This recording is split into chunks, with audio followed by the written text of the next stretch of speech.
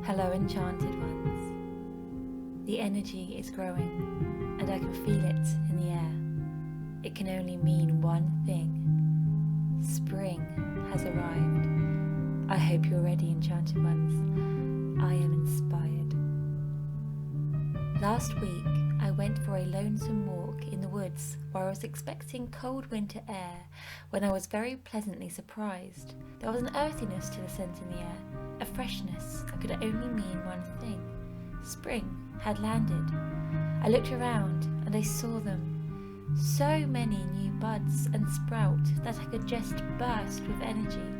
I was so excited and I had to get crafting straight away because, as always, I wanted to decorate my home for this season. There is something so healing about spring.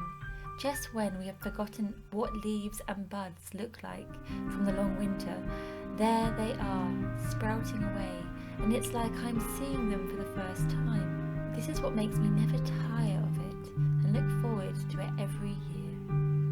One thing I do miss this year though is blossom, and every year I look forward to seeing blossoms in my mum's garden, which at the moment I cannot visit. So I thought, what better way than to make my own? So I'm going to make paper flowers. These are so simple and fun to make. All you need to do is cut out square sheets of the same size tissue paper, and the more layers you choose for your flower, the fancier and more realistic it will look. I chose 3 layers and then concertinaed them back and forth. Next, cut each end of the tissue paper to form a petal shape and twist wire around the middle of the folded paper. My goal was to make enough flowers to cover an entire tree, so it took a long time. To make these flowers come to life, open the folds and peel each layer up. And with each layer, your flower will begin to take shape.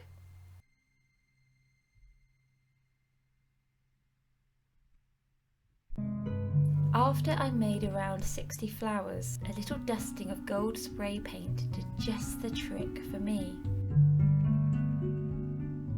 And then it was time to turn my tree into a beautiful blossom tree.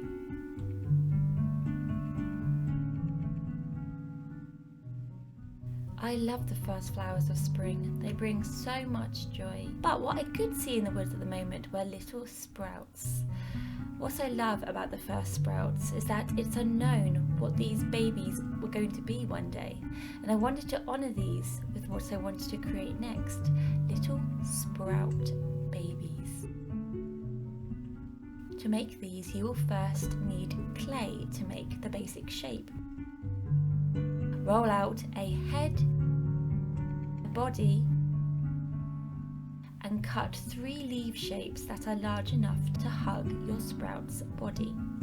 Then, taking a piece of wire and twisting it together, thread the body and the head through.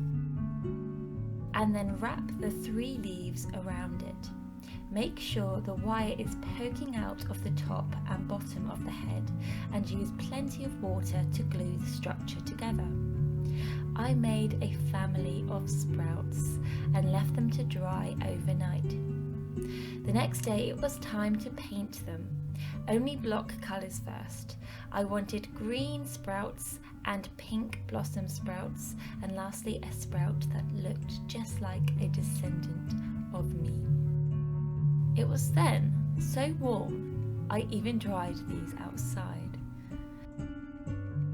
Once dry, I added green Florists tape at the top to form a stem, and next unravelled the wire at the bottom and turned these into the sprout's roots by covering these with brown Florists tape.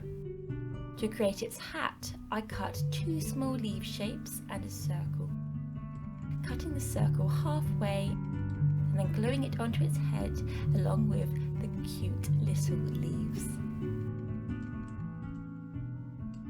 Then this sprout needed a face, so I added details to make them truly alive. And I honestly couldn't get over how cute these things were. So I made a green clan and a blossom clan, and I was so happy with them. You could put these anywhere. Tie one to a stick tree with wire, put one in a little handmade bird nest, use as a decoration at your altar, or my personal favourite, put them in a wreath. I made a wreath for a green sprout and a pink sprout by gluing them on and adding some final details of moss and even crystals. I had one more wreath to make, but my head was desperate to smell the spring air again, so I had to take another trip into the woods. At the moment, there is so much new life coming up that I wanted to pay my respects for the final time to the year that had passed. Seeing new life pushing past the memories of last year is so refreshing to see, but these decomposing leaves are giving the new life nutrients to help grow stronger. And it is a metaphor not to be missed. So I gathered some old ferns that still had their shape. When I arrived home, I glued these ferns on the bottom of my wreath, and sprouting out of these, I made something that was so symbolic for this time of year, something that brings us hope and happiness, a simple snowdrop. I then continued to decorate my home with the remainder of my spring decorations and had so much fun doing it. I find decorating my home at any time of year helps me cherish the season even more. So finally, spring had come to the cabin within the Enchanted Wood.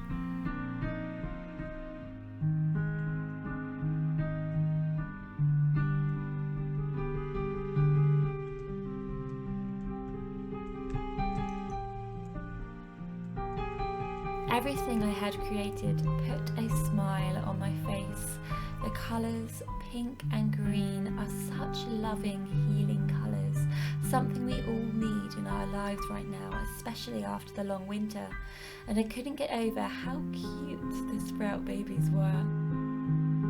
I feel like each year I see a new metaphor, a meaning that spring has to offer, and this year a quite simple one had obviously come to mind.